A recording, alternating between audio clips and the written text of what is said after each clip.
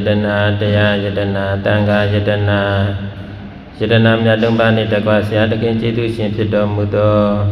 Eka Mahaban Tita Moko Siato Piachi Nyando Ashima Yui Shiko Buso Pumyo Mansho Kato Jayato Buso Wanda Panama Kutukan Sidana Tata Binya Vidiyato Cha Mimido Aloshi Atanda Ato Mao Mati Myenito Nibantu Lakang Toka Kate Inyaya Pito Nibantu Lakang Tatangaya Kilita Abuda Alang Tato I Choya Nyaya Tenya Pito Nibantu Lakang Mimido Ato Se Pito Vipatana Nyanti Limnya Swamenya Do Jesu Puyui Nibantu Nyama Pule Nai Jati Pisi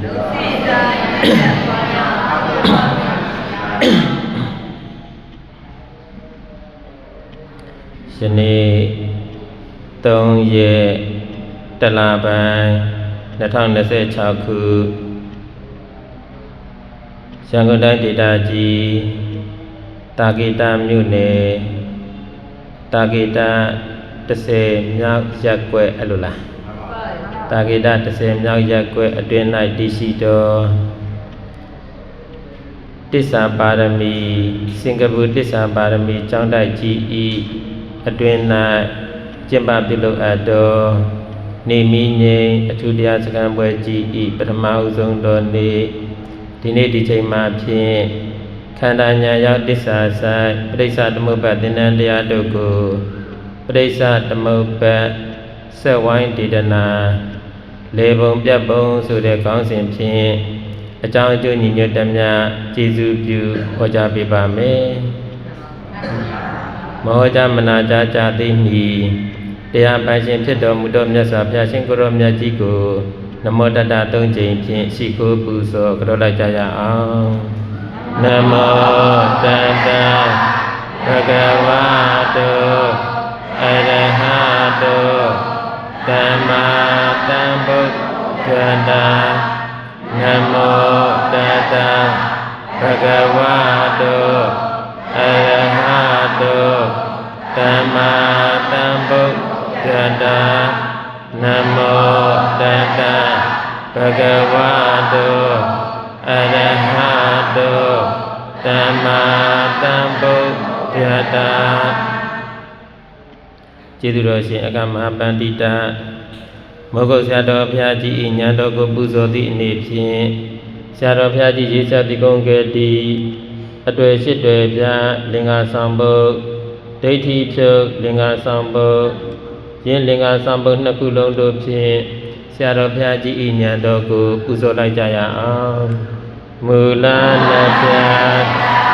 သစ္စာနှစ်ခုလေးခုအပါဧက32ပါး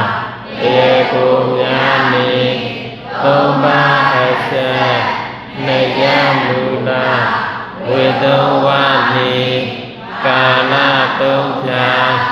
ရှိရာ20ဤရှိတွေကိုအလွယ်ကျက်မှတ်သိစေအပ်သည်တန်တရာမလွတ်ကြောင်းသည်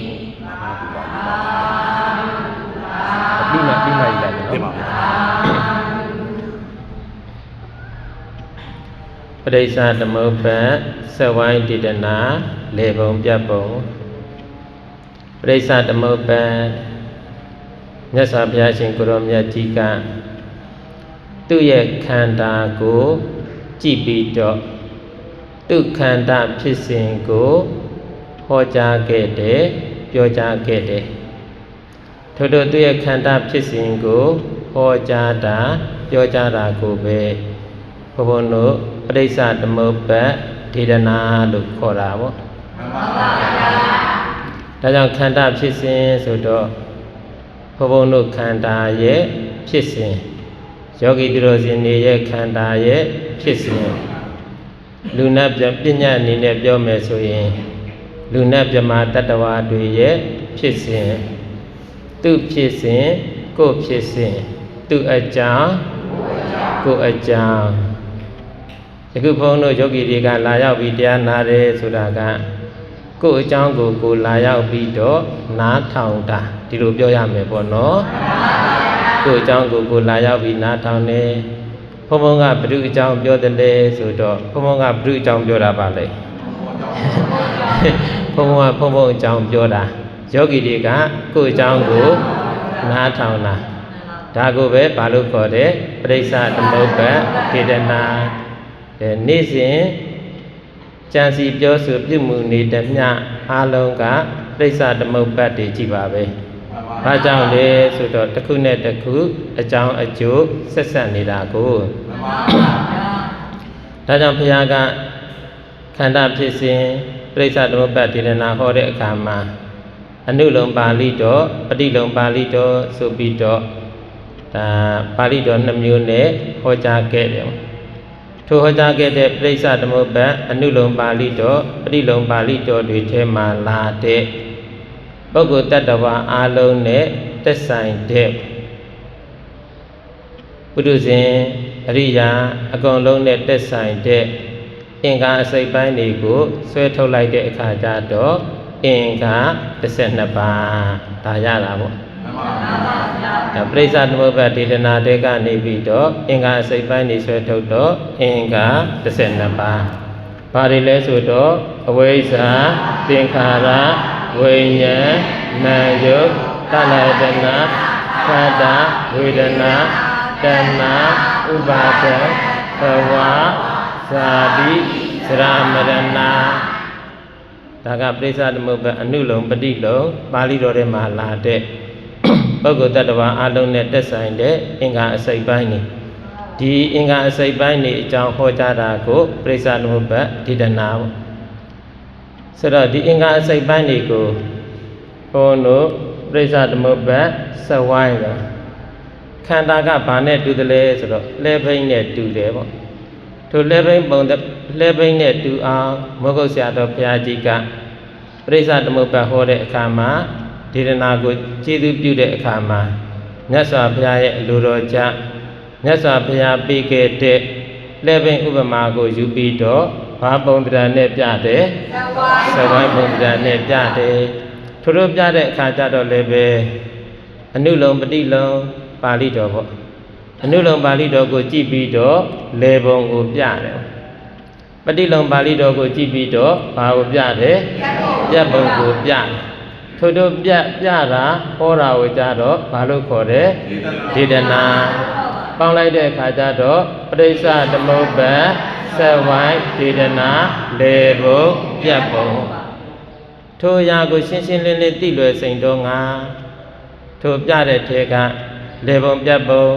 2မျိုးလုံးထဲမှာပါတဲ့အင်္ဂါအစိတ်ပိုင်းယူတော့အင်္ဂါဘယ်နှပါ12ပါးအဲ့ဒီအင်္ဂါ12ပါးကိုမူတည်ထားပြီးတော့အတွေ့ဘယ်နှတွေ့နဲ့လေ့လာတယ်အတွေ့8တွေ့ဘာတွေလဲဆိုတော့မူလ2ဓာတ်သစ္စာ2ခု4ခုအလွှာအင်္ဂါ12ပါး3ပါးအဆက်ဝေတုံးဝါကာလ3ပြချင်းရာ20ထိုအတွေ့8တွေ့နဲ့လေပုံပြတ်ပုံကိုပြတယ်ဆိုတော့ပထမဦးဆုံးအတွေ့ကမူလ2ဖြာပေါ့အလုံးကတော့ဒါရင်းနှီးကျွမ်းဝင်ပြီးသားပါပဲမူလ2ဖြာဆိုတာအဝိဇ္ဇာနဲ့တဏှာပေါ့ထိုမူလ2ဖြာဖြစ်တဲ့အဝိဇ္ဇာနဲ့တဏှာကိုအနည်းငယ်ရှာဖွေကြည့်တဲ့အခါကျတော့စက်ဝိုင်းကိုချမ်းထားလိုက်တာပေါ့ဒီကနေဒီလိုချမ်းလိုက်တော့ရှေ့ချမ်းနောက်ချမ်းရှေ့စွန်းနောက်စွန်းပုပ္ပန္တဆေအပရန္တဆေ2မျိုးရတယ်ရှေ့ချမ်းကိုကြည့်လိုက်တော့1အကွက်2အကွက်1အကွက်ကြောင့်2အကွက်ဖြစ်တယ်2အကွက်ဒီ1အကွက်ကြောင့်ဖြစ်တယ်ဆို1အကွက်ဒီမူလကျတဲ့အကွက်ပေါ့1အကွက်ထဲမှာရှိတဲ့အင်္ဂါကအဝိဇ္ဇာသင်္ခါရ2အကွက်ထဲမှာရှိတဲ့အင်္ဂါဝိညာဉ်နာယုတ်သလဒနာခန္ဓာဝေဒနာထိုအင်္ဂါတွေကိုပေါင်းလိုက်တဲ့အခါကျတော့အဝိဇ္ဇာသင်္ခါရဝိညာဉ်နာယုတ်သလဒနာခန္ဓာဝေဒနာဘယ်ကစတယ်ဝိဇ္ဇာဒါဆိုရှေ့ချမ်းရဲ့မူလတရားဒီအဝိဇ္ဇာအလျော်အားဖြင့်ကြည့်တဲ့အခါကျတော့အဝိဇ္ဇာကြောင့်သင်္ခါရဖြစ်တယ်သင်္ခါရကြောင့်ဝိညာဉ်ဝိညာဉ်ကြောင့်နာယုတ်နာယုတ်ကြောင့်သလဒနာ တလဒနာကြောင့်ဖတ်တာဖတ်တာကြောင့်ဝေဒနာဖြစ်တယ်ဆိုတော့ဘေကစတယ်ဝေကစဒါဆိုစိတ်ချမ်းရဲ့မူလတရားဒီအဝိဇ္ဇာအပြန်အပြင်ကြည့်ပြန်တော့လည်းပဲဝေဒနာဒီဖတ်တာကြောင့်ဖြစ်ဖတ်တာဒီတလဒနာကြောင့်တလဒနာဒီနာယုတ်ကြောင့်နာယုတ်ဒီဝိညာဉ်ကြောင့်ဝိညာဉ်ဒီသင်္ခါရကြောင့်သင်္ခါရဒီဟောအရင်စစ်တော့ဘေကိုပြန်ရောက်တာပါလေဒါကြောင့်စိတ်ချမ်းရဲ့မူလတရားဒီပါတယ်လေအဝိဇ္ဇာနောက်ချမ်းကိုကြည့်ပြန်တော့နောက်ချမ်းမှာ3အကွက်နဲ့4အကွက်3အကွက်ကြောင့်4အကွက်ဖြစ်တယ်4အကွက်ဒီ3အကွက်ကြောင့်ဖြစ်တယ်ဒါကြောင့်3အကွက်ဒီမူလကြတဲ့အကွက်ပေါ့3အကွက်ထဲမှာရှိတဲ့အင်္ဂါတဏှာဥပါဒံဘဝ4အကွက်မှာရှိတဲ့အင်္ဂါဇာတိစရမရဏပေါင်းလိုက်တဲ့အခါကျတော့တဏှာဥပါဒံဘဝဇာတိစရမရဏဘယ်ကစတာပါလဲဒါဆိုနောက်ချမ်းရဲ့မူလတရားဒီတဏှာအလျော်အားဖြင့်ကြည့်ပြန်တော့တဏှာကြောင့်ဥပါဒံဥပါဒံကြောင့်ဘဝဘဝကြောင့်ဇာတိဇာတိကြောင့်စရမရဏဖြစ်တယ်ဆိုတော့တဏှာကတော့စတာဟုတ်အပြန်အားဖြင့်ကြည့်ပြန်တော့လည်းပဲသရမရဏတိဇာတိကြောင့်ဖြစ်ဇာတိဒီဘဝကြောင့်ဖြစ်ဘဝဒီဥပါဒံဒီဘာကြောင့်တဏှာကတော့ဘာကြောင့်ဖြစ်တာပါလဲရှေ့ကိုတော့မဆက်နဲ့နော်စက်ဝိုင်းကိုဘာလောက်ထားတာပါလဲချမ်းသာတာသူ့ပါတယ်လေသူ့အကန့်နဲ့တူပေါ့နော်ဒါကြောင့်တဏှာဒီဘာကြောင့်ဖြစ်တယ်လဲဆိုတော့ပြောလို့ရပါဦးမလားဘာလောက်ထားတယ်ချမ်းသာတာကိုသူ့နေရာနဲ့တူပေါ့နော်သရမရဏတိဇာတိကြောင့်ဇာတိဒီဘဝကြောင့်ဘဝဒီဥပါဒံကြောင့်ဥပါဒံဒီဘာကြောင့်အပြန်အပြည့်စစ်လိုက်တော့လည်းပဲဘေးမှာအရင်ခံတာပါလေဒါကြောင့်နောက်ချမ်းရဲ့မူလတရားဒီပါတယ်လေစေချမ်းရဲ့မူလနောက်ချမ်းရဲ့မူလပေါင်းလိုက်တဲ့အခါကျတော့မူလနှစ်ဖြာဆိုဒီမှာဟောဒါကိုရှင်းအောင်ဆိုပြီးတော့ဆက်ဝိုင်းရဲ့ဘေကိုပို့ထားတယ်စလုံးတိတ်တိတ်နဲ့လားစလုံးအကြီးနဲ့လားဘာအကြောင်းနဲ့ပါလဲအေးအဲ့ဒီအဝိဇ္ဇာနဲ့တဏှာရာခန္ဓာမှာကိရင်ဒုက္ခရောက်လိမ့်မယ်ဆိုတာသိအောင်လို့ပြထားတာပေါ့နော်ဒါကြောင့်ဘုန်းတို့ဒီလိုသိလိုက်တဲ့အခါကျတော့ဆက်ဝိုင်းကြည့်လိုက်တာနဲ့ဩမူလနှစ်ဖြာဆိုတာဘာနဲ့ပါအဝိဇ္ဇာနဲ့တဏှာအဝိဇ္ဇာဆိုတာကအမှန်သိတာလားအမှန်မသိတာလားသင်္ခါရကတခြားလားပြုလုပ်တာလားအမှန်မသိဘဲနဲ့ပြုလုပ်ရင်ဘာ၅ပါးရတဲ့ခန္ဓာ၅ပါးဒီဘေကာလပါလေဒါဆိုဒီခန္ဓာဒီဘာခန္ဓာပါလေပစ္စုပန်ခန္ဓာဒါဆိုပစ္စုပန်ခန္ဓာဖြစ်ခြင်းရဲ့မူလတရားဒီအဝိဇ္ဇာပဲမတိပဲနဲ့အလုတ်လုတ်ခဲ့လို့ရလာတဲ့ခန္ဓာကြီးကဲအဲ့ဒီခန္ဓာကိုဘာနဲ့မကြည့်တော့ဉာဏ်နဲ့မကြည့်တော့ခန္ဓာကိုခန္ဓာလို့သိပါမလားဖြစ်တဲ့ဒုက္ခသစ္စာလို့ကိုမြင်ပါမလားဒါဆိုခန္ဓာကိုခန္ဓာလို့လည်းမသိဖြစ်တဲ့ဒုက္ခသစ္စာလို့လည်းမမြင်တော့ငါသူတစ်ပါးယောက်ျားမိန်းမဆိုတဲ့အမြင်တွေရောက်လာတာပေါ့အဲ့ဒါလို့ငါသူတစ်ပါးယောက်ျားမိန်းမလို့မြင်လိုက်တာနဲ့တပြိုင်နက်ဘာဖြစ်ပြီတဏှာဖြစ်တော့တာပဲတဏှာမှဖြစ်ရင်ဥပါဒနဲ့ဘဝကောမဖြစ်ဘူးလားတဏှာအရင်ခံလိုက်ရင်ဥပါဒနဲ့ဘဝဖြစ်တဲ့အခါကျတော့ဘဝပစ္စယဇာတိပစ္စယအင်္ဂါအနေနဲ့ပြောရင်ဘယ်နှပါးပါလဲနှစ်ပါးအင်္ဂါအနေနဲ့ပြောရင်နှစ်ပါးခန္ဓာအနေနဲ့ပြောရင်5ပါးခန္ဓာအနေနဲ့ပြောရင်ပါတယ်လေဘာတွေပါလဲဝိညာဉ်နာယုတ်ခန္ဓာတနာခန္ဓာဝေဒနာဟောဇာတိဖြစ်တယ်ဘာဖြစ်တာလဲဆိုတော့ခန္ဓာ5ပါးဖြစ်တယ်စရာအိုတယ်ဘာအိုတာပါလဲမရဏသေးတယ်ဘာသေးတာပါလဲဒါကြောင့်အင်္ဂါအနေနဲ့ပြောရင်ဇာတိစရာမရဏခန္ဓာအနေနဲ့ပြောရင်ဘယ်နှပါးအဲ့ဒီအင်္ဂါ2ပါးခန္ဓာ5ပါးကဘေကာလမှာဖြစ်တယ်နောင်ဖြစ်လက်တဲ့အနာဂတ်ကာလမှာဖြစ်တယ်ဒါကြောင့်သူ့ကိုဘာခန္ဓာလို့ပြောအနာဂတ်ခန္ဓာဖြစ်ခြင်းရဲ့မူလတရားတည်ပစ္စုပန်ခန္ဓာဖြစ်ခြင်းရဲ့မူလတရားတည် ဒါဆိုပစ္စုပန်နဲ့အနာဂတ်ကိုဖြုတ်လိုက်ဘာ၅ပါးပဲကြံတယ်အဲ့ဒီခန္ဓာဖြစ်ခြင်းရဲ့မူလတရားကဘာပါလဲအဝိဇ္ဇာနဲ့တဏှာဘာနဲ့ဘာပါလဲဆုံးလိုက်တဲ့အခါကျတော့အဝိဇ္ဇာကြောင့်ခန္ဓာဖြစ်တယ်တဏှာကြောင့်ဘာဖြစ်တယ်ခန္ဓာဖြစ်တာပဲပစ္စုပန်ခန္ဓာကအဝိဇ္ဇာမူလကြောင့်အနာဂတ်ခန္ဓာကတဏှာမူလကြောင့်အဝိဇ္ဇာကြောင့်ပစ္စုပန်ခန္ဓာတဏှာကြောင့်ပါတယ်လေအနာဂတ်ခန္ဓာကဲဒါဆိုရင်ဘုန်းတို့သုံးတတ်ကြည့်တာပေါ့ရေတောက်ချင်လို့ဘာလုပ်တယ်ရေတောက်ချင်တာကအဝိဇ္ဇာလားတဏှာလားရေတောက်တာကခန္ဓာပေါ့နော်ရေတောက်တဲ့ခန္ဓာပေါ့ရေတောက်ချင်တာကတဏှာရေတောက်တာကအဲ့ဒီရေတောက်တဲ့ခန္ဓာဘေမူလကြောင့်ဖြစ်ဘေမူလကြောင့်ဖြစ်တာပါလေ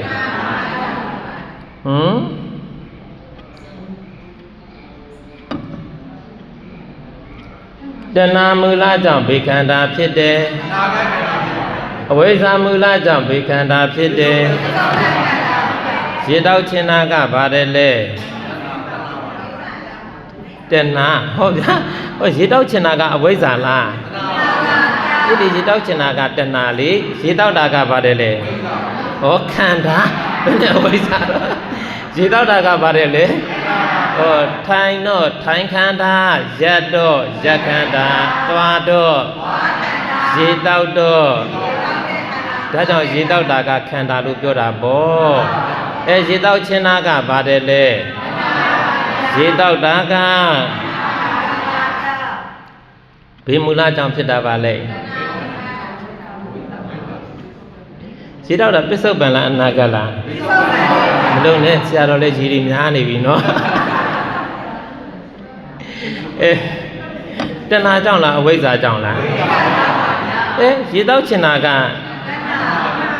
ရေတောက်တဲ့ခန္ဓာဘေမူလကြောင့်ဖြစ်တာပါလေ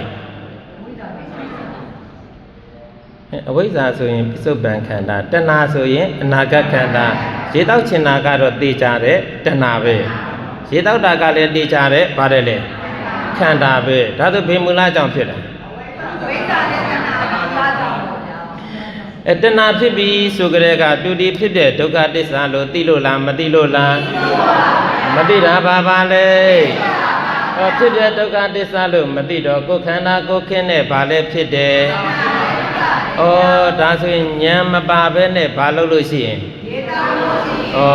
ဘာမူလတွေပါလဲအဝိဇ္ဇာ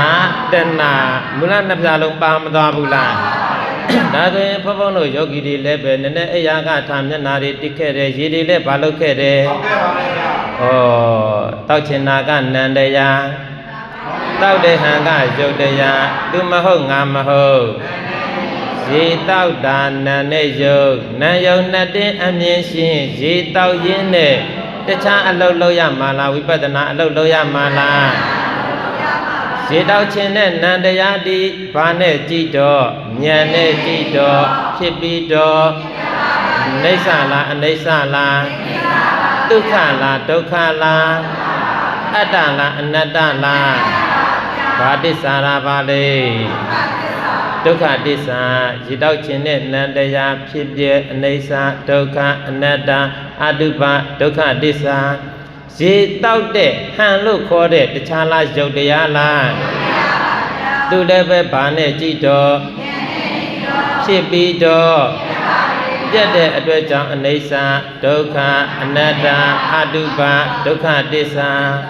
ထို့တို့ဉာဏ်နဲ့ကြည့်ပြီးရေတောက်ခဲ့ကြတာလားဒီတိုင်းပဲတောက်တာလားဒီတိုင်းပဲတောက်တာပါဘာငြိမ်းခြင်းလို့ပြောတော့ဘာငြိမ်းခြင်းလဲရေတောက်တော့တခြားနဲ့လားအဝိဇ္ဇာတဏှာနဲ့လားအဝိဇ္ဇာကြောင့်ဆိုရင်လည်းပဲခန္ဓာဖြစ်ပြီးဒုက္ခရောက်မယ်တဏှာကြောင့်ဆိုရင်လည်းပဲခန္ဓာဖြစ်ပြီးဘာရောက်မယ်ဒါဆိုအဝိဇ္ဇာတဏှာဖြစ်သည်မြတော့သူတို့တွေဒီတခြားလားတမှုရိယသစ္စာလားဘာရောက်ကြောင်းပါလဲဒါဆိုအဝိဇ္ဇာတဏှာဒီတခြားလားဒုက္ခရောက်ကြောင်းလား ဒီတိုင်းတောက်တော့ဘာနဲ့တောက်တာငြိမ့်လိုက်မယ်ဒုက္ခတွေအာကြီးကြီးနော်အဝိဇ္ဇာတဏှာနဲ့ရှိတောက်လို့ကတော့လေဆင်ကျင်သုံးတတ်ကြီးနေ့တနေ့တာမှာပေါ့နော်ယောဂီသူတော်စင်တွေဆိုတော့အဝိဇ္ဇာတွေယောဂီဝိဆုံတွေဝိလာကြရတာပေါ့နော်ယောဂီဝိဆုံတွေဝိလာကြတဲ့အခါကျတော့လည်းပဲဝိချင်နာကဘာနဲ့ကြည့်တော့သူလည်းပဲဖြစ်ပြအနိစ္စဒုက္ခအနတ္တအတုပါဒုက္ခသစ္စာထို့တို့ဉာဏ်နဲ့ကြည့်သစ္စာသိပြီးဝိလာခဲ့တာလားဒီတိုင်းပဲဝိလာတာလားသိကြပြီဒီတိုင်းပဲဝိလာရင်နော်ကဲကျောင်းမော်ကိုတက်လာတဲ့အခါကျတော့လည်းပဲတရားနာဖို့ခြေလမ်းလေးတွေလှမ်းမလာဘူးလားလှမ်းခြင်းနာကလှမ်းတဲ့ဟန်ကသူတို့ကိုလည်းဗာနဲ့ကြည်ဗာတစ္ဆာပါလေထို့တို့တိပြီးလှမ်းလာတာလားမူလနှစ်ဖြာနဲ့လှမ်းလာတာလားဒါဆိုရင်ဘုံဘုံတို့ယောဂီတွေရဲ့ခန္ဓာဒီဘာခန္ဓာပါလဲမူလနှစ်ဖြာနဲ့လှမ်းလာရင်မူလနှစ်ဖြာခန္ဓာကြီးပေါ့ဘာနဲ့လှမ်းလာတယ်ဒါဆိုဘာခန္ဓာကြီးပေါ့ဘာရောက်ကြောင်းပါလဲတေချာပြီးခန္ဓာရပြီးဘာရောက်မယ်ဘာနဲ့လှမ်းလို့ထိုင်တော့လည်းပဲထိုင်ခြင်းနာကထိုင်တဲ့ဟန်ကဘာနဲ့ကြည့်တော့ဘာတစ္ဆာပါလဲတစ္ဆာသိပြီးထိုင်တာလားမူလနှစ်ဖြာနဲ့ထိုင်တာလားပြောတော့ဘာငြိမ်းခြင်းနဲ့ထိုင်တော့ဘာနဲ့ထိုင်ငြိမ်းလိုက်မယ်အာကြီးကြီးဘာထိုင်ခန္ဓာပါလဲမူလနှစ်ဖြာထိုင်ခန္ဓာပဲမူလနှစ်ဖြာထိုင်ခန္ဓာပဲဒုက္ခရောက်ကြောင်းနဲ့ထိုင်တော့မူလနှစ်ဖြာလို့ခေါ်တဲ့အဝိဇ္ဇာမှဖြစ်ရင်လည်းခန္ဓာဖြစ်တယ်တဏှာမှဖြစ်ရင်လည်းဘာဖြစ်တယ်ခန္ဓာဖြစ်တာပဲခန္ဓာဖြစ်ရင်ခန္ဓာမှန်သမျှဘာဒိသဒုက္ခရောက်ခြင်းလားဒုက္ခငြိမ်းခြင်းလားဒုက္ခငြိမ်းခြင်းတယ်ဆိုရင်မူလလို့ခေါ်တဲ့အမြင့်ရင်းတွေကိုဉာဏ်နဲ့ဘာလို့ရမယ်ဖြတ်ရမယ်ဘာနဲ့ဖြတ်ရမှာပါလဲဘာနဲ့ဒါမကြည့်ရင်ဘာနှဖြာဖြစ်မယ်ဘာနဲ့မကြည့်တော့ဘေးအကွက်ကိုမကြည့်တော့ဘာငါးပါးကိုမကြည့်တော့ဘုဒ္ဓခန္ဓာကိုမကြည့်တော့သူတို့သိတော့သိနေကြတာပဲသိတော့ပါတယ်လေတို့တော့လည်းဘာမလုပ်ဖြစ်ဘူးပြောတော့ဘာငြိမ်းခြင်းနဲ့ကဲလိုက်စို့မလုံးမပြောလုံးမပြောတဘောစင်လာစေအပြောတာချက်အလုံးမဲကဲ့ရဲ့မလွတ်ချေအကဲ့ရဲ့ခံချင်တာလားအကဲ့ရဲ့ခံရခြင်းကနေလွတ်ချင်တာလားတိတဲ့အချိန်ကစပြီးတခြားလားပြင်ရမှာလားဘာနဲ့ကြည့်ဖြစ်အောင်ဘာကိုကြည့်ဖြစ်အောင်ဘေးအကွက်ကိုကြည့်ဖြစ်အောင်ဘာငါးပါးကိုကြည့်ဖြစ်အောင်ဘုဒ္ဓခန္ဓာကြည့်ဖြစ်အောင်အခုတော့ဘေးခန္ဓာအကြည့်များတော့ပြောတော့ဘာငြိမ်းခြင်းဒုက္ခငြိမ်းခြင်းဘုဒ္ဓခန္ဓာကြည့်ရမယ်ဘေးခန္ဓာအကြည့်များခက်လိုက်တဲ့ဖြစ်ခြင်းတော့ကဲမိမိခန္ဓာကိုဉာဏ်နဲ့မကြည့်တော့ခန္ဓာလို့သိပါမလားသိပါဘူးဗျာခန္ဓာကိုခန္ဓာလို့သိဖို့အတွက်တမာတိထူထောင်ရမယ်နော်မှန်ပါဗျာတမာတိထူထောင်ရမယ်ဆိုတော့တမာတိအင်္ဂါဘယ်နှပါး3ပါးသမ္မာဝါယာမသမ္မာတတိသမ္မာသမာဓိခန္ဓာကိုခန္ဓာလို့သိဖို့အတွက်မှန်မှန်ကြိုးစားရမယ် ပါတယ်အခုတော့မှန်မှန်ကြိုးစားတာလားတရားတစ်ခါကြိုးစားတာလားမှန်မှန်ကြိုးစားတာလားတရားတစ်ခါကြိုးစားတာလားတရားတစ်ခါnoမပြီးသေးဘူးမှန်မှန်ကြိုးစားတာလားတရားတစ်ခါကြိုးစားတာလားတရားတစ်ခါပဲလားတရားတစ်ခါပါပဲကြိုးစားတဲ့တော့မပါတော့ဘူးတရားတစ်ခါပဲဒီလိုပေါ့နော်မှန်မှန်လည်းမကြိုးစားဘူးတရားတစ်ခါလည်းမကြိုးစားဘူးတရားတစ်ခါပဲပြောဝိจิตတန်ကြီးပဲဟဲ့တွတ်တော်လည်းပဲရက်ွက်ထဲမှာနေတဲ့ပုံကုနဲ့စာရင်တို့တွေကဘာဖြစ်ပါသေးတယ်တာပါသေးတယ်ကဲလိုက်ဆိုမရင်ရင်အောင်ကျင့်အရင်ဖြစ်မြဲတာလိုခြင်းတလောက်မပေါင်းမြောင်လောက်တလောက်တော့ရာမြဲတာဒုက္ခမငြိမ်းချင်ဘူးလားမငြိမ်းသေးတော့လည်းပဲကိုလှုပ်တလောက်တော့ပါတယ်လေရပါတယ်တဘောပေါက်ရဲ့လားဘာနဲ့မကြည့်ရင်ခန္ဓာလို့သိပါမလားမသိတာဘာတစ္ဆာလို့မသိတော့တဏှာကောဖြစ်မလာဘူးလားဒါဆိုရင်ဘာနဲ့ဘာဖြစ်လာတာပါလဲသိချပြီထိုပုဂ္ဂိုလ်ဘာနဲ့လဲမူလနှစ်ဖြာနဲ့လေလင်ဒုက္ခငြိမ်းပါမလားဒုက္ခငြိမ်းခြင်းဘာဟုအာကိုဉာဏ်ဟုအာကိုထိုက်တဲ့ဉာဏ်ရောက်လာဖို့အတွက်ဘာထူထောင်သမာဓိအင်္ဂါဘယ်နှပါးပြန်ပြောပါဦးဓမ္မဝါယာမဓမ္မတတိဓမ္မသမာဓိဒုက္ခငြိမ်းဖို့အတွက်မှန်မှန်ကြိုးစားရမယ်မှန်မှန်သတိထားရမယ်မှန်မှန်စိတ်ဆက်ရမယ်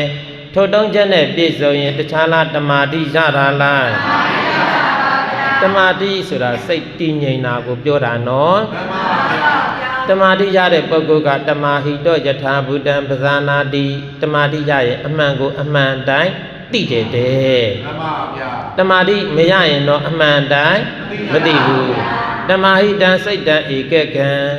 တမာတိနဲ့ရှင်တဲ့စိတ်ဆိုတာအာယုံတစ်ခုတည်းယူတဲ့စိတ်ပူရင်ပူတဘောပူခန္ဓာအေးတော့အေးတဘောအေးခန္ဓာညောင်းတော့စားတော့တမာတိရဲ့အစွမ်းနဲ့သိတယ်နော်ဖြစ်တိုင်းတော့တဘောခန္ဓာကိုဖြစ်တဲ့အတိုင်းသိတယ်ဗျာတမာတိမရှိရင်တော့သိပါမလားမသိဘူးတမာတိတွေရင့်ကျက်ရင်ဘာရောက်လာမယ်ဉာဏ်ရောက်လာမယ်ရောက်လာတဲ့ဉာဏ်နဲ့ဘာကိုကြည့်ခန္ဓာကြည့်တော့ခန္ဓာဒီဖြစ်တဲ့ဘာတစ္ဆာဒုက္ခတစ္ဆာလို့သိတော့မသိတဲ့အဝိဇ္ဇာဖြစ်ပါအောင်မလားဘာတစ္ဆာလို့သိတော့ခင်တဲ့တဏှာကိုလာပါအောင်မလားဘာတစ္ဆာလို့သိလိုက်တာနဲ့ဘာနဲ့ကြည့်တော့ဘာကိုကြည့်တော့ဘာတစ္ဆာလို့သိတော့ဘာနှဖြာမဖြစ်တော့ဘူးဘာနဲ့ဘာမဖြစ်တော့ဘူးအဝိဇ္ဇာမှမဖြစ်ရင်ပစ္စုပန်ခန္ဓာဖြစ်ပါဦးမလားတဏှာမဖြစ်တော့အနာဂတ်ခန္ဓာဖြစ်ပါဦးမလားအဝိဇ္ဇာနဲ့တဏှာမှမဖြစ်ရင်ခန္ဓာဒုက္ခဖြစ်ပါဦးမလားမဖြစ်တော့မူလနှစ်ဖြာအတွေ့နဲ့အလယ်ဘာဖြစ်သွားပြီရပ်သွားတာလားပြတ်သွားတာလားပြတ်သွားတာပေါ့ဘာနဲ့ကြည့်ရင်ပရိစ္ဆသမုပ္ပါအလယ်ဘာဖြစ်တယ်ပြတ်တယ်ဘာနဲ့မကြည့်ရင်တော့ပရိစ္ဆသမုပ္ပါမူလနှစ်ဖြာအတွေ့နဲ့ဘာဖြစ်တော့တာပဲလေတော့တာပဲလေကျင်နာလားပြတ်ကျင်နာလားလေရင်တော့ဘာရောက်တယ်ဒုက္ခရောက်တယ်လေရင်ဘာရောက်တယ်ပြတ်ရင်တော့ဘာငြိမ့်နေလေတာနဲ့ပြတ်တာပေကများတော့ဟိုသွားလဲလိုက်ဒီသွားလဲလိုက်အပေါ်ထက်တဲလိုက်အောက်ဆင်းလိုက်ဘာလို့နေတာပါလဲဘာငြိမ့်ခြင်းလို့လေဒုက္ခငြိမ့်ပါမလားဘာရောက်တာပါလဲဒါဆိုအလေဒီကိုဘာလုပ်ပလိုက်ရမယ် ဖြတ်ပလိုက်ရမယ်ဘာဖြစ်သွားအောင်ပြတ်သွားအောင်ဘာနဲ့ဖြတ်ဘာကိုကြည့်ဘာနဲ့ကြည့်သူများခန္ဓာလားမိမိခန္ဓာလားအကောင်ထဲတရားခန္ဓာလားတဘောခန္ဓာလားအတိတ်အနာဂတ်ခန္ဓာလားပစ္စုပန်ခန္ဓာလားဒါဆိုရင်မိမိရဲ့ပစ္စုပန်တဘောခန္ဓာကိုဘာနဲ့ကြည့်နေတဲ့ပုဂ္ဂိုလ်ကမူလနှစ်ဖြာနဲ့လဲပါအောင်မလားဟိုဒီသွားပါအောင်မလားဟိုငေးဒီငေးပါအောင်မလားဩမငေးတော့ဒုက္ခသစ္စာမသိဘူးလားသိတော့မူလနှစ်ဖြာအတွက်အလဲပါဖြစ်သွားပြီပြတ်သွားပြီသဘောပေါက်ရဲ့လားကဲရှေ့ကိုဆက်ပါတယ်လေသစ္စာနှစ်ခုကဲသစ္စာနှစ်ခုကြည့်လိုက်တဲ့အခါကျတော့တစ်အကွက်ဘာသစ္စာနှစ်အကွက်ဘာသစ္စာသုံးအကွက်ဘာသစ္စာလေးအကွက်ဘာသစ္စာကဲပြောကြည့်ပါဦးသမုဒယသစ္စာဒုက္ခသစ္စာသမုဒယသစ္စာဒုက္ခသစ္စာဘာတွေနဲ့လည်နေတာပါလဲသစ္စာတွေနဲ့လည်နေတာအကောင်းသစ္စာလားအဆိုးသစ္စာလားတခြားကြောင့်လားဒုက္ခရောက်လို့လားဟောအကောင်းသစ္စာနဲ့လည်ရင်တော့ဒုက္ခရောက်ပါဦးမလားအကောင်းသစ္စာဆိုရင်ဘာငြိမ့်တယ်ဒုက္ခငြိမ့်တယ်အဆိုးသစ္စာနဲ့လည်ရင်ဘာရောက်တယ်ဒုက္ခရောက်တယ်ဒါဆိုအဆိုးသစ္စာဆိုတာဘာတွေပါလဲသမုဒယသစ္စာဒုက္ခသစ္စာသမုဒယသစ္စာဒုက္ခသစ္စာသူရစုလိုက်တော့ဘာနဲ့ပါလဲသမုဒယသစ္စာနဲ့ဒုက္ခသစ္စာသမုဒယသစ္စာဆိုတာကတခြားလားဒုက္ခရောက်ကြောင်းလားဒုက္ခသစ္စာကဘာရောက်တာသမုဒယသစ္စာကဒုက္ခသစ္စာကဒုက္ခကနေလွတ်တာပါလားမပါပါဘူးဗျာဒီဒါကြောင့်သူတို့ကိုအစိုးသစ္စာလို့ပြောတာပေါ့မှန်ပါဗျာသမုဒယသစ္စာကဒုက္ခရောက်ကြောင်းဆိုတော့တခြားလားအကြောင်းဒုက္ခလားဒုက္ခသစ္စာကဒုက္ခရောက်တယ်ဆိုတော့ဘာဒုက္ခအကျိုးဒုက္ခသမုဒယသစ္စာကအကြောင်းဒုက္ခဒုက္ခသစ္စာကကဲအဲ့ဒီရှိတဲ့အတိုင်းလေးဆိုကြည့်အကြောင်းဒုက္ခအကျိုးဒုက္ခအကြောင်းဒုက္ခအကျိုးဒုက္ခသစ္စာအနေနဲ့ပြောတော့သမုဒယသစ္စာဒုက္ခသစ္စာသမုဒယသစ္စာဒုက္ခသစ္စာဘာနဲ့မကြည့်ရင်အဲ့ဒီအတိုင်းပဲဘာဖြစ်နေတာပါလဲလည်နေတာပဲအကြောင်းဒုက္ခအကျိုးဒုက္ခအကြောင်းအကျိုးဖြုတ်လိုက်ဘာပဲကြံတယ်ဒုက္ခနဲ့လည်နေတာပဲဘာနဲ့မကြည့်ရင်ဘာနဲ့လည်နေတာဒုက္ခနဲ့လည်နေတာဘာဒုက္ခတွေနဲ့လည်နေတာပါလဲအကြောင်းဒုက္ခအကျိုးဒုက္ခအကြောင်းဒုက္ခအကျိုးဒုက္ခ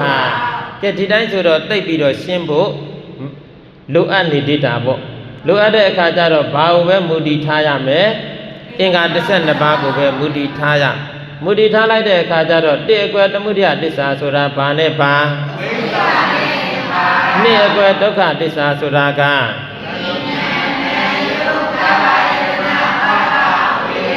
သုံးအကွယ်သမုဒယသစ္စာလေးအကွယ်ဒုက္ခသစ္စာဒီတိုင်းဆိုတော့နည်းနည်းရေးတိလေးပေါ်လာတာပေါ့ထပ်ပြီးဖြည့်လိုက်တဲ့အခါကျတော့တစ်ကွယ်သမုဒယသစ္စာဆိုတာကအဝိဇ္ဇာနဲ့သင်္ခါရဆိုတော့ကာလအနေနဲ့ပြောလိုက်တော့လွန်လေပြီးတော့အတိတ်ကာလဘုံဘုံတို့ရဲ့အတိတ်ကာလတုန်းကဘုံဘုံတို့ရဲ့ခန္ဓာကိုယ်ကိုဘာနဲ့မကြည့်ခဲ့တော့ဖြစ်တဲ့ဒုက္ခသစ္စာလို့သိခဲ့ကြရဲ့လားမသိပါဘူးအဲ့လိုဖြစ်တဲ့ဒုက္ခသစ္စာလို့မသိတာပါတယ်လေအဲ့ဒီအဝိဇ္ဇာကဘာသစ္စာပါလဲဒါဆိုရင်ဖြစ်တဲ့ဒုက္ခမိမိခန္ဓာကိုယ်ပေါ့ဖြစ်တဲ့ဒုက္ခသစ္စာလို့မသိတာဒီသမုဒယသစ္စာဒုက္ခရောက်ကြောင်းပဲမိမိရဲ့ခန္ဓာကိုယ်ပေါ့မြင်တော့မြင်ခန္ဓာကြားတော့နာမ်တော့စားတော့ထိတော့သိတော့ထိုင်တော့ဘာသစ္စာပါလဲကဲဒီပေါ်ရောက်လာတဲ့အခါကျတော့မျက်လုံးကလည်းဖွင့်တော့မြင်ခန္ဓာရောမဖြစ်ကြဘူးလားအတန်ဒီကကြားခန္ဓာမဖြစ်ကြဘူးလားနာမ်ခန္ဓာတွေစားခန္ဓာတွေထိခန္ဓာတွေသိခန္ဓာတွေထိုင်ခန္ဓာတွေဖြစ်ခဲ့ကြတာပဲတို့တော့လည်းပဲဘာလို့မြင်အောင်မကြည့်ခဲ့ဘူး ဒုက္ခသစ္စာလို့မြင်အောင်မကြည့်ခဲ့တဲ့အခါကျတော့ဒုက္ခသစ္စာလို့မြင်ရလားမမြင်တာပါလေဘာသစ္စာပါလဲဘဒုအဖြစ်ပြောတာပါလေကိုအဖြစ်ကိုအကြောင်းပြောတာဒါကြောင့်ဘုံဘုံကယောဂီတွေအကြောင်းပြောမယ်လို့ပြောတာပေါ့ကြည်စံအဝိဇ္ဇာတွေကိုစီအပြိုင်ဆိုင်ကိုဖြစ်ခဲ့ကြတာပဲဘာသစ္စာလို့မသိတော့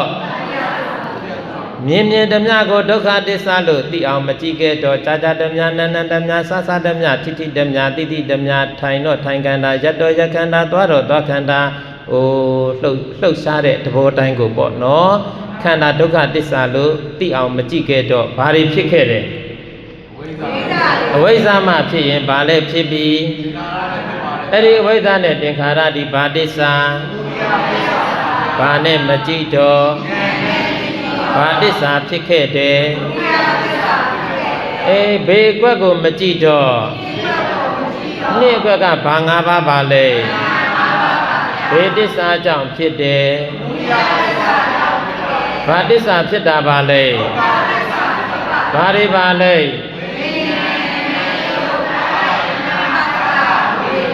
သို့တော်လည်းပဲဝိညာဏယုတ်တလနာဖတ္တဝေနာလို့ခေါ်တဲ့ခန္ဓာ၅ပါးကိုခန္ဓာလို့လည်းမသိဘူးဖြစ်ပြဲ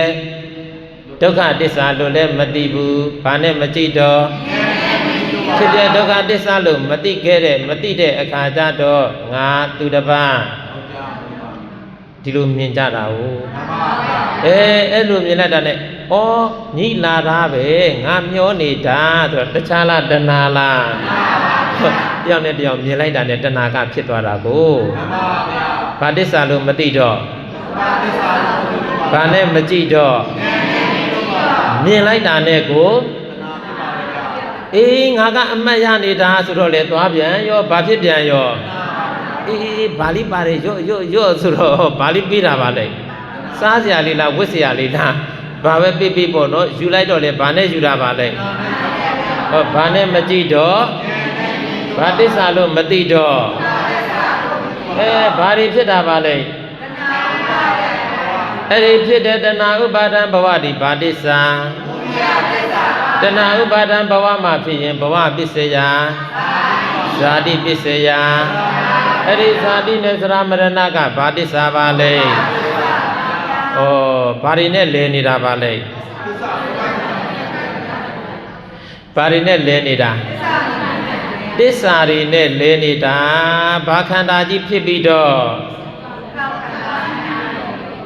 သစ္စာခန္ဓာဖြစ်ပြီးတော့ပေါ့အခုနဘာခန္ဓာဖြစ်ခဲ့ပြီမူလနတ်ဖြာခန္ဓာဖြစ်ခဲ့ပြီဘာနဲ့မကြည့်တော့ဖြစ်ပြဒုက္ခသစ္စာလို့သိရဲ့လားမသိတာခင်နာကဒါကြောင့်ဘာနတ်ဖြာပါလဲမူလနတ်ဖြာခန္ဓာဖြစ်ခဲ့ပြီအခုလည်းပဲဘာနဲ့မကြည့်တော့ဒုက္ခသစ္စာလို့သိရဲ့လားမသိတာဘာသစ္စာပါလဲမသိတာတခြားလားအဝိဇ္ဇာလားဘာသစ္စာပါလဲဒုက္ခသစ္စာလို့မသိတာနဲ့နော်အဝိဇ္ဇာသင်္ခါရဖြစ်တယ်လို့ဘာနဲ့ဘာတွေလဲဖြစ်တာပါလဲတဏှာဥပါဒံဘဝလည်းသိဖြစ်တာပဲဒုက္ခသစ္စာလို့မသိလိုက်တာနဲ့အဝိဇ္ဇာသင်္ခါရတဏှာဥပါဒံဘဝအကုန်လုံးဖြစ်သွားတော့တာပဲအဲ့ဒီဖြစ်လာတဲ့အဝိဇ္ဇာသင်္ခါရတဏှာဥပါဒံဘဝဒီဘာသစ္စာဒုက္ခသစ္စာလို့မသိရင်သမုဒယသစ္စာဖြစ်တယ်အဲ့ဒီသမုဒယသစ္စာမှာဖြစ်ရင်ဝိညာဏယောတလနာဖတ္တဝေနာဇာတိစရမဏလို့ခေါ်တဲ့ဘာသစ္စာလည်းဖြစ်ပြီးဘာနဲ့မကြည့်တဲ့ပုဂ္ဂိုလ်ဘာနှစ်ခုဖြစ်တယ်သစ္စာနှစ်ခုဖြစ်တာပဲဒါကြောင့်ဘာနဲ့မကြည့်ရင်ထိုင်တော့လေဘာခန္ဓာပါလဲသစ္စာနှစ်ခုခန္ဓာဘာနဲ့ထိုင်တာပါလဲသစ္စာနှစ်ခုနဲ့ထိုင်တာထတော့လေသွားတော့လေပြောတော့ဘာငြိမ်းခြင်းနေတော့ဘာနှစ်ခုနဲ့ဘေးသစ္စာတွေနဲ့ပါလဲအပြောတခြားငြိမ်းလိုက်မယ်အာကြီးကြီး သစ္စာနှစ်ခုနဲ့နေလို့ကတော့ဘာနဲ့မကြည့်တဲ့ပုဂ္ဂိုလ်ကမူလနှစ်ဖြာနဲ့နေရာကောမရောက်ဘူးလားအခုတော့ဘာနဲ့နေပြန်ရောအဲ့ဒါကိုပဲလဲနေတယ်လို့ပြောတာနော်သမုဒယသစ္စာဖြစ်လိုက်ဒုက္ခသစ္စာဖြစ်လိုက်သမုဒယသစ္စာဒုက္ခသစ္စာဖြစ်လိုက်ဒုက္ခရောက်ကြောင်းနေဖြစ်လိုက်ဒုက္ခရောက်လိုက်အကြောင်းဒုက္ခအကျိုးဒုက္ခဘာတွေပဲစုနေတာဧဝမေတ္တကေဝလတ္တဒုက္ခခန္ဓတသမုဒယောဟောတိဘာစုတာပါလဲဒုက္ခစုတာပဲမူလနှစ်ဖြာနဲ့နေတဲ့ပုဂ္ဂိုလ်လည်းဒုက္ခစုတာပဲသစ္စာနှစ်ခုနဲ့နေတဲ့ပုဂ္ဂိုလ်လည်းဒုက္ခစုတာပဲအကြောင်းဒုက္ခစုတာလားအကျိုးဒုက္ခစုတာလားဘာဒုက္ခစုတာအကြောင်းဒုက္ခလားအကျိုးဒုက္ခလားဘာနဲ့မကြည့်ရင်အကြောင်းဒုက္ခဖြစ်တာလားအကျိုးဒုက္ခဖြစ်တာလားဒုက္ခဖြစ်တာလားဘာဖြစ်တာဣလိဉာဏ်နဲ့မကြည့်ရင်လေဉာဏ်နဲ့မကြည့်ရင်အကြောင်းဒုက္ခလားအကျိုးဒုက္ခလားဒုက္ခလားဘာဖြစ်တာအကြောင်းဒုက္ခဖြစ်တယ်အကြောင်းဒုက္ခဖြစ်ရင်ဘာဒုက္ခလည်းဖြစ်ရောဒါကြောင့်ချုပ်လိုက်တော့ပါတယ်လေဒုက္ခပေါ့အကြောင်းအကျိုးရောအကြောင်းအကျိုးနှစ်ခုလုံးဒုက္ခသူများကဒုက္ခပေးတာလားကိုယ်တိုင်စုပြီးယူတာလားဘာနဲ့မကြည့်တာနဲ့ကိုဘာတွေစုပြီးယူလိုက်တာပါလဲအဖြစ်ကောင်းလားအဖြစ်ဆိုးလားအဖြစ်ဆိုးနဲ့ပဲနေကျင်တာလားလွတ်ကျင်တာလားလွတ်ကျင်တစ်ချက်ပဲဘာအားကိုးလိုက်ဘေးအကွက်ကိုကြည့်ဘာ၅ပါးကိုကြည့်ဘာနဲ့ကြည့်ဘုဒ္ဓခန္ဓာကြည့်အကောင်တရားလားတဘောခန္ဓာလားအတိတ်အနာဂတ်လားပစ္စုပန်လားဒါဆိုမိမိရဲ့ပစ္စုပန်တဘောခန္ဓာကိုဘာနဲ့ကြည့်တော့ဘာတစ္ဆာပါလဲဖြစ်ပြီးတော့နိစ္စလားအနိစ္စလားဒုက္ခလားဒုက္ခလားအတ္တလားအနတ္တလားဒါကြောင့်ဘာတစ္ဆာပါလဲဒုက္ခတစ္ဆာလို့သိတာနဲ့မသိတဲ့အဝိဇ္ဇာသူ့ကြောင့်ဖြစ်တဲ့သင်္ခါရဒုက္ခတစ္ဆာလို့သိတာနဲ့လေဒုက္ခကိုခင်တဲ့တဏှာဆွဲလန်းတဲ့ဥပါဒံရအောင်အာထုတ်တဲ့ဘဝဒါတွေလာပါအောင်မလားအဝိဇ္ဇာသင်္ခါရတဏှာဥပါဒံဘဝမလာတော့ဘူးဆိုတော့ဘာတစ္ဆာမဖြစ်တော့ဘူးသမုဒယတစ္ဆာမဖြစ်တော့သမုဒယတစ္ဆာမဖြစ်ရင်ဘာတစ္ဆာလည်းမဖြစ်ဘူးဒါဆိုဒုက္ခတွေဘာဖြစ်သွားတာပေါ့ဒါဆိုတစ္ဆာနှစ်ခုအတွေ့နဲ့အလယ်လေးပဲဘာဖြစ်သွားတာပါလဲပြတ်သွားတာပဲဘာအားကိုးလိုက်တော့ကဲရှေ့ကိုဆက်ပါတယ်လေလေးခုအလွန်တစ်အကွက်ဘာအလွန်နှစ်အကွက်သုံးအကွက်လေးအကွက်ပေါင်းလိုက်တော့လေးခုအလွန်ကဲပြောကြည့်ပါဦးအတိတ်ကြောင့်တလွန်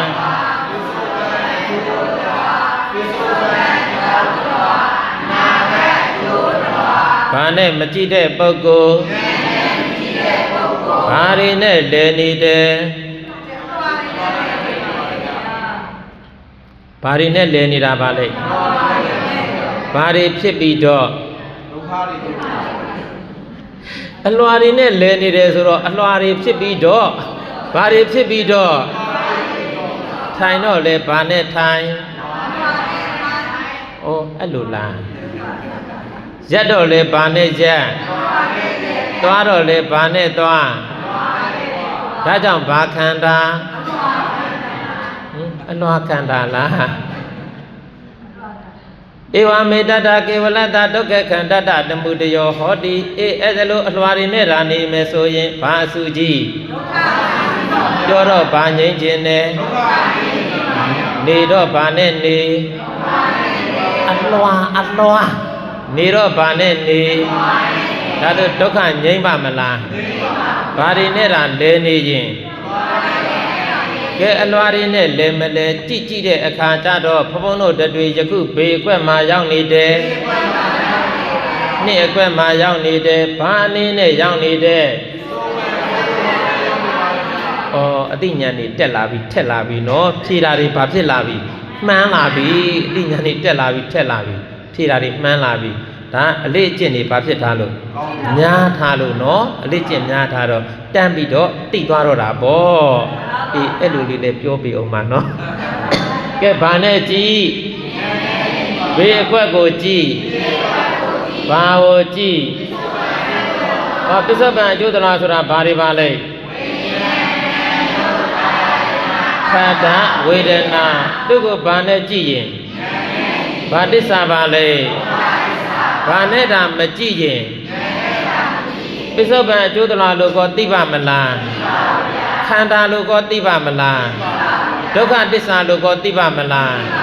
မသိတာဘာပါလဲအဝိဇ္ဇာဖြစ်ရင်ဘာလဲဖြစ်တယ်ဒါဆိုအဲ့ဒီအဝိဇ္ဇာနဲ့သင်္ခါရကိုဘာအမည်ပေးလိုက်တာပါလဲအတိတ်အကြောင်းတလွှာဒီလိုလေးပဲတာမန်လေးမှတ်ထားလိုက်ပေါ့နော်ဘာလို့လဲဆိုတော့အစနေ့ဆိုတော့ဒီလိုလေးပဲပြောမှရမှာဟုတ်နော်ကဲဟုတ်ပြီဒါဆိုဉာဏ်နဲ့ပစ္စုပန်အကျိုးတလွှာကိုမကြည့်တဲ့အခါကျတော့ပစ္စုပန်အကျိုးတလွှာလို့လည်းမသိဘူးဒုက္ခတစ္ဆာလို့လည်းမသိဘူးမသိတဲ့အခါကျတော့ဒီပစ္စုပန်အကျိုးတလွှာကိုပဲအဖေအမေသားသမီးချင်ပြီးတော့ကို့အဖေကိုခင်နဲ့ကို့အမေကိုခင်နဲ့ကို့ခန္ဓာကိုตาရတဲ့ဘာဖြစ်လာတယ်တဏှာဖြစ်လာတာပဲတဏှာမှဖြစ်ရင်ဥပါဒဏ်နဲ့ဘဝကောမဖြစ်ဘူးလားဒါဆိုရင်ဘာအလွာဖြစ်ပြီးဘာအလွာကိုအရင်ခံပြီးတော့ဘာတစ္ဆာလို့မသိတော့ဘလို့မြင်တော့ငါသူတစ်ပါးယောက်ျားမိန်းမလို့မြင်တော့ဘေးဥစ္စာကိုပါလေပစ္စုပန်အကျိုးတရားကိုပဲဥဖြူပဲဥနီးပဲဒေါ်လာပဲဒေါ်ဝါပဲဒီလိုမြင်လိုက်တာနဲ့လေပစ္စုပန်အကြောင်းတရားဖြစ်လာတော့တာပဲပစ္စုပန်အကြောင်းတရားမှဖြစ်ရင်ဘာဖြစ်မယ်အနာဂတ်အကျိုးတရားဘာဖြစ်မှာပါလဲဩဒါဆိုအလွှာလေးခုနဲ့ဘာဖြစ်နေပြီလေနေတော့တာပဲဘာနဲ့မကြည့်တဲ့ပုဂ္ဂိုလ်ဘာလေးခုနဲ့လေတယ်အလွှာလေးခုနဲ့လေတယ်ထိုင်တော့လေဘာနဲ့ထိုင်ဩသူ့အဖြစ်ကဘာခန္ဓာကြီးပါလဲအလွှာခန္ဓာကြီးပဲဘုန်းတို့ယောဂီတွေအလွှာခန္ဓာကြီးများဖြစ်ခဲ့ကြလားဘာနဲ့မကြည့်ရင်ဘာတစ္ဆာလို့မသိရင်ဘာတွေနဲ့လေတီအလွှာတွေနဲ့လေတီအလွှာတွေကြည့်လိုက်တဲ့အခါကျတော့အတိတ်အကြောင်းတရားနဲ့ပစ္စုပန်အကြောင်းတရားကသမုဒယတစ္ဆာဒုက္ခရောက်ကြောင်းကိုပစ္စုပန်အကျိုးတရားနဲ့အနာဂတ်အကျိုးတရားကဒုက္ခတစ္ဆာဆိုတော့ဘာရောက်တာပါလဲအိုးအကြောင်းဒုက္ခနဲ့ချုပ်လိုက်တော့ဘာတွေပဲဖြစ်နေတာပါလဲဒုက္ခတွေပဲဖြစ်နေတာဘာတွေနဲ့လေလို့ဩဒါဆိုရင်ဒုက္ခကလွတ်ခြင်းရင်အလွှာကနေပြတ်အောင်ဘာလို့ရမယ်ဆက်ရမယ်ဘာနဲ့ကြည့်ရမယ်ဘေးအကွက်ကိုကြည့်ရမယ်ဘေးအလွှာကိုကြည့်ရမယ်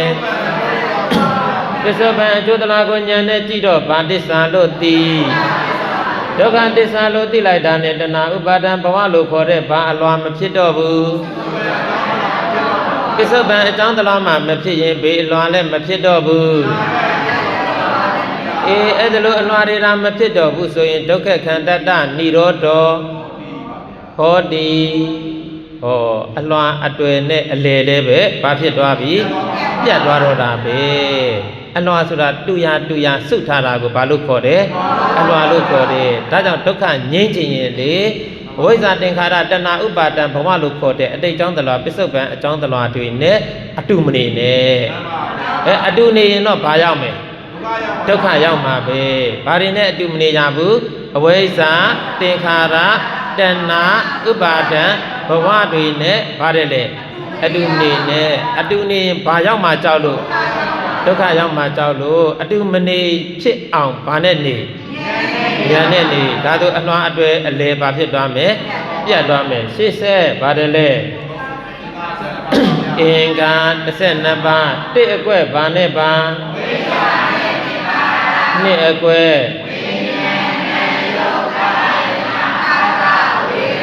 သုံးအကွက်လေးအကွက်ပေါင်းလိုက်တော့အင်္ဂါဘယ်နှပါးအဝိဇ္ဇာဆိုတာကအမှန်သိတာလားအမှန်မသိတာလားဟောခန္ဓာကိုဘာတစ္ဆာလို့မသိတာငြ မြင်ဓမြကိုဘာတစ္ဆာလို့မသိတာကြာကြာဓမြနန္နဓမြစာစာဓမြထိထိဓမြတိတိဓမြကိုဘာတစ္ဆာလို့မသိတာ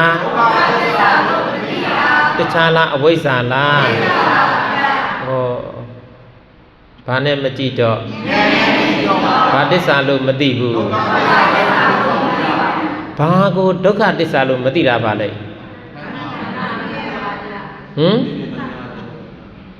ဘာကိုဒုက္ခတစ္ဆာလို့မသိတာပါလဲခန္ဓာကိုဒုက္ခတစ္ဆာလို့မသိတာခန္ဓာဆိုတော့ခန္ဓာဘယ်နှပါးပြောကြည့်ပါဦး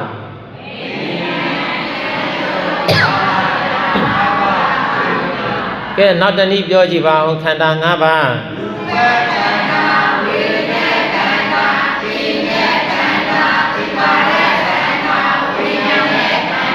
ဘာနဲ့မကြည့်ရင်ဘာလို့မသိဘူး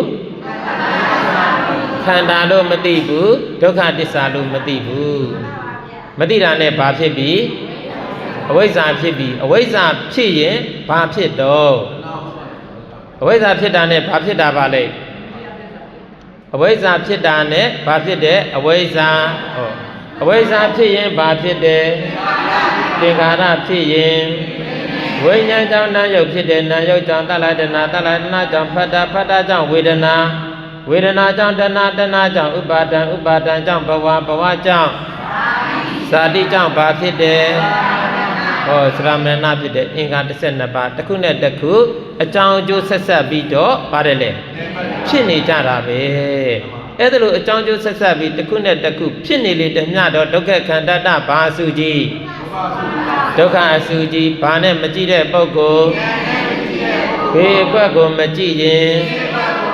ဘာ၅ပါးကိုမကြည့်ရင်ခန္ဓာ၅ပါးဒီညမှာအင်္ဂါ12ပါးပြောတဲ့အခါကျတော့အင်္ဂါ၅ပါးပေါ့နော်ဘာအင်္ဂါတွေပါလဲသူတို့ကိုဘာနဲ့မကြည့်တော့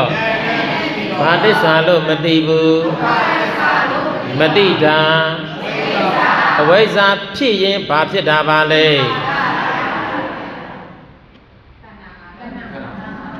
ဘာလို့ကြော်တာလဲအစောကဘုံပြောထားရလေအဝိဇ္ဇာကြောင့်သင်္ခါရဖြစ်တယ်သင်္ခါရကြောင့်ဝိညာဉ်ဖြစ်တယ်ဝိညာဉ်ကြောင့်နာယုတ်ဖြစ်တယ်နာယုတ်ကြောင့်တလတနာတလနာကြောင့်ပတ္တပတ္တကြောင့်ဝေဒနာဝေဒနာကြောင့်တဏှာတဏှာကြောင့်ဥပါဒံဥပါဒံကြောင့်ဘဝဘဝကြောင့်ဇာတိဇာတိကြောင့်သရမရဏအကုန်ဖြစ်ရင်တော့ဘာတွေစုတယ်ခန္ဓာကိုဘာနဲ့မကြည့်တဲ့ပုဂ္ဂိုလ်ဉာဏ်နဲ့မကြည့်တော့အင်္ဂါ၅ပါးကိုဘာတစ္ဆာလို့မသိမသိတာဘာပါလဲအဝိဇ္ဇာဖြစ်ရင်ဘာဖြစ်ပြီ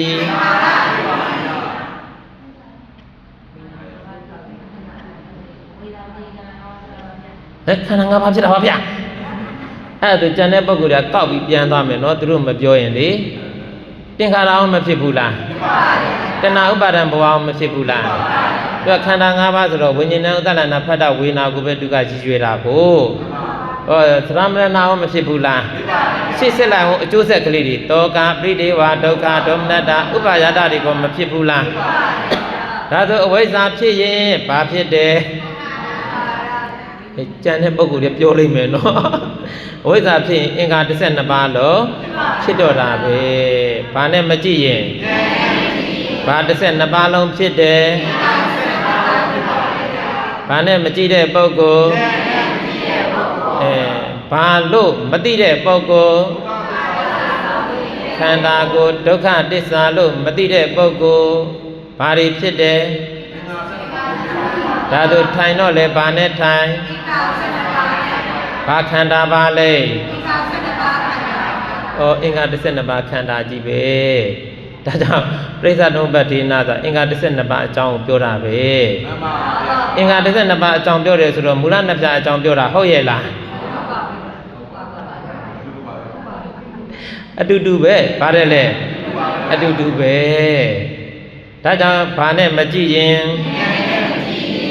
ထိုင်တော့လေဘာနဲ့ထိုင်ရေတောက်တော့လေဘာနဲ့သားငြိမ့်လိမ့်မယ်ဒုက္ခအာကြီးကြီးအင်္ဂါ12ပါးနဲ့ဒါလဲနေလို့ကတော့လေဒါကြောင့်အင်္ဂါ10ဒုက္ခငြိမ့်ခြင်းတဲ့ပုဂ္ဂိုလ်ကအင်္ဂါ12ပါး အတွေ့အလဲပြတ်အောင်တစ်ချက်ပဲဘာနဲ့နေလိုက်ပြတ်ပြီပြတ်အဲ့ဒီအာကိုထိုက်တဲ့နေရမယ့်ညံရောက်ဖို့အတွက်ဘာထူထောင်ရမလဲတမာတိအင်္ဂါဘယ်နှပါပြောတမ္မာဝါယာမတမ္မာတတိတမ္မာသမာဓိတမာတိရဖို့အတွက်နံပါတ်1မှန်မှန်ဘာလို့ရမယ်ကြိုးစားရမယ်အခုတော့မှန်မှန်ကြိုးစားရလားတရားတစ်ခါကြိုးစားရလားတရားတစ်ခါမျှပဲလားဘလို့တွေဖြစ်နေတာတော့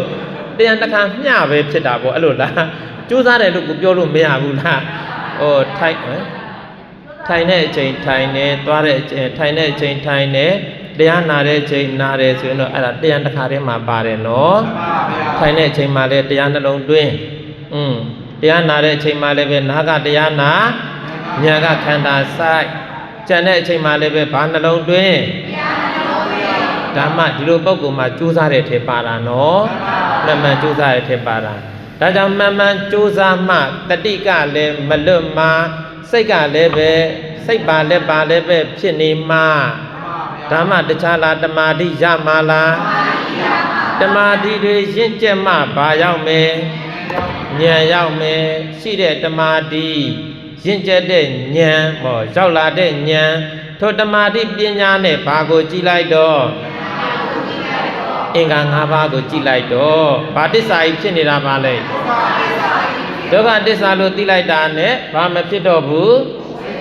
အဝိဇ္ဇာမဖြစ်တော့ဘူးအဝိဇ္ဇာမှမဖြစ်ရင်အင်္ဂါ12ပါးအလယ်အတွေ့နဲ့အလယ်လည်းပဲဘာဖြစ်သွားပြီ